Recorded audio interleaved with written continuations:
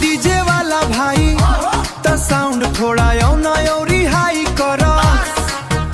आज स्टेज पे आग लगाई लड़की खियो ठुटार करो। तोहर नजरिया के तीर मरेला दिलवा के अर पार हो। कमरिया में जब साड़ी लहराए हो जाला बवाल होटवार हो।